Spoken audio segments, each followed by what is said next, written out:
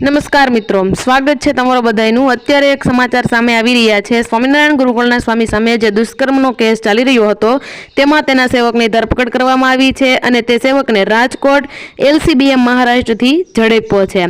રાજકોટના ખીરસરા ગામે સ્વામિનારાયણ ગુરુકુળના 2 સ્વામીઓ સામેની દુષ્કર્મની ફરિયાદમાં સેવકની ધરપકડ કરવામાં આવી છે। રાજકોટ LCBM મહારાષ્ટ્રથી આરોપી મયુર કાસોદરિયાની ધરપકડ કરી છે અને આ જે 2 લંપટ સ્વામીઓ તમને ફોટામાં દેખાઈ રહ્યા છે તેમની શોધખોળ હજુ શરૂ છે।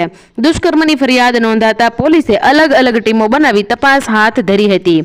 મયુર કાસોદરિયા જામટીમડી સ્વામિનારાયણ કન્યા ગુરુકુળનું સંચાલન કરતો હતો। આ મામલે પોલીસે મુખ્ય આરોપી સ્વામીઓની શોધખોળ શરૂ કરી છે। વિદ્યાર્થીઓને ગુરુકુળમાંથી વાલીઓ પરત ઘરે લઈ ગયા।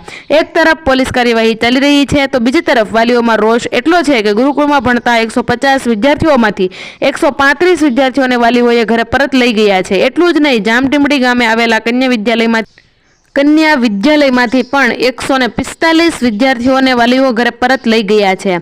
ફરિયાદ બાદ ગુરુકુળના ટ્રસ્ટીઓ તેમજ સંચાલકો ભૂગર્ભમાં ઉતરી ગયા છે। તો મિત્રો, આ હતો આજનો તમામ માહોલ કે આ એક જે ફરિયાદ નોંધાવી રહ્યા છે એનો સમગ્ર મામલો તમારે સમક્ષ મૂક્યો હતો। તે ઉપરાંત ઉપલેટાના ભાયોદર પાસે આવેલા ખીરસરા સ્વામિનારાયણ ગુરુકુળના 2 સ્વામી સામે દુષ્કર્મની ફરિયાદ નોંધાઈ હતી।